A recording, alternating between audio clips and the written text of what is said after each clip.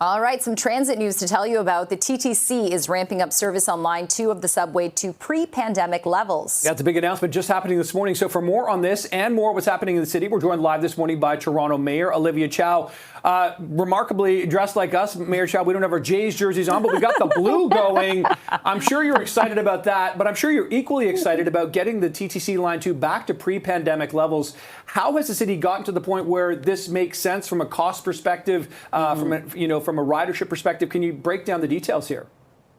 Well, we want TTC riders to have a smoother ride, don't wait as long.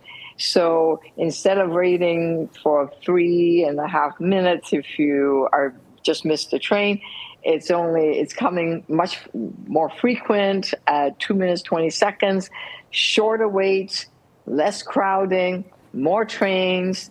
It's excellent news for TTC riders on Line 2. Now, it is just the beginning. We'll say more in November for Line 1. But it's not just the TTC, not just Line 1. It is 3 key bus routes, the 72 Pape, Royal York, and Wellesley. All of those bus routes will have better services. It comes more often, more buses so again, less crowding and help get people get to where you need to go. So much faster. Okay, that is promising news indeed, to restore it to pre-pandemic levels. I mean, it's kind of like 5 years ago, so it's a long time coming, Mayor Chow. It's time. Yeah. Well, two more things, though. We have not increased the TTC fares since I became the mayor. So we want to make it and keep it affordable for transit riders, because before I became the mayor, it went up by 10%, 10 cents per ride. And then the service got cut, and I thought that's not the right way to go. So we're doing much better now. The service level is creeping up and no fare increase.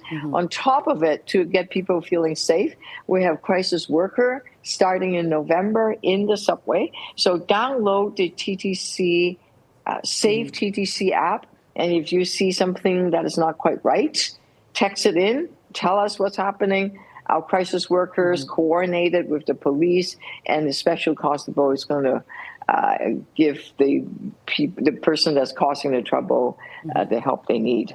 Okay. And take them out of the subway, of course. Right. That's important as well. Mayor Chow, a few months ago, we spoke to a university student, or I think he was maybe a scientist or an astronaut. He developed an app that kind of combined all the TTC information into one app so that people can go on it and to see the real lifetime delays. I don't know if the city or the TTC has spoken to him about that, but right now it seems like the ongoing issue is every weekend there's a track closure.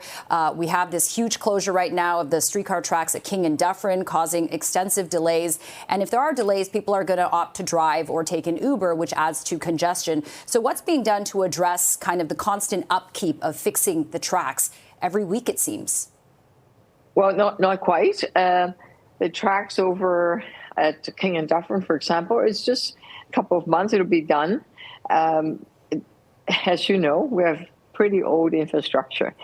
And TTC had not had the kind of investment that it needed to upgrade the services, so whether it's tracks and lights. So actually this is a good thing, because if you don't fix it, it's going to break down, right? So we were able to take the money, $2 billion plus, because we uploaded the Gardner and the DVP back to the provincial government, we got extra dollars. So we spending historic amount, highest amount ever onto TTC, investing to keep it in good state of repair and increasing services. So TTC is still the better way.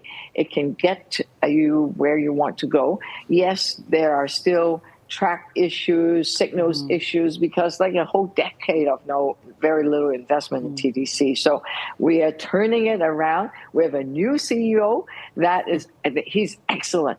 He had the experience of dealing with the New York subway, and before that, the London subway. Both of them are much bigger than us, right? So he knows what he's doing, and I have full confidence in the CEO, Mandeep Lala. So it's a great news that he agreed to join us right here in Toronto. Yeah, he brings a pretty good pedigree when it comes to public transit. Indeed. Mayor Chow, I've got to ask you about this. Yesterday, before you went into council, you made a really impassioned plea about speed enforcement cameras in the city of Toronto. Really seems like, mayors of Brampton, Burlington, etc., are really in opposition to the provincial government's plan here to get rid of speed enforcement cameras. I'm curious where this is going to go, because the province is digging in its heels. Municipalities seem to be digging in their heels, saying, okay, maybe in certain circumstances, speed cameras make sense. We can set up thresholds, specific areas, etc. So where is this going from your perspective? How far could this be like bike lanes in court? Like, where do you think this plays out? Where are we going now? I don't know. You have to ask the premier. Oh, you see the cameras there. We're going to wrap it into a special vinyl. We're going to have bigger signs. So those signs are pretty big, but we're going to make it bigger. See, right now it's gray. We're going to probably lime green or something, or yellow, or some, so you can't miss them. Because we basically don't want people to get tickets, but the best way not to get tickets is don't speed. And if we make the signs and the cameras so loud, so big, then you slow down. That's all what we want. We slow it down, right? And the funds that comes out of the fines really go to hire police officers. There's 18 police officers that really a traffic safety program, and it goes to fund getting the crosswalk, the traffic lights, crossing guards, and also $1 out of $5 go to helping victim of crime. So mom that have the kid being shot to death, traumatized, they get counseling, a bit of relief for a short period of time.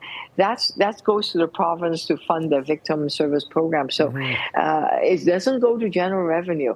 But we know that speed kills. We also know that they work. So we are doing what we can, because the premier said you want more signs, bigger signs, and grace period, so you don't get a whole bunch of tickets all in one shot.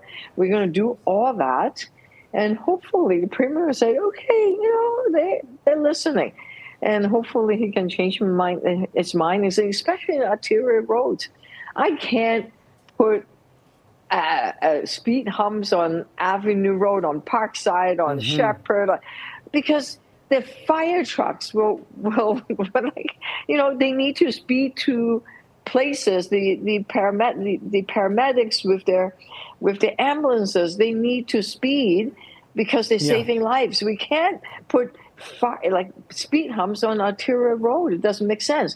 But there are schools that are on arterial road. So what are we going to do with those kids? We have to protect our kids. Okay, so we'll see if there's some middle ground to be had there. That is Mayor Olivia Chow joining us live in her Blue Jays jersey. Thank you so much, Mayor, for the time and more information on this TTC service announcement.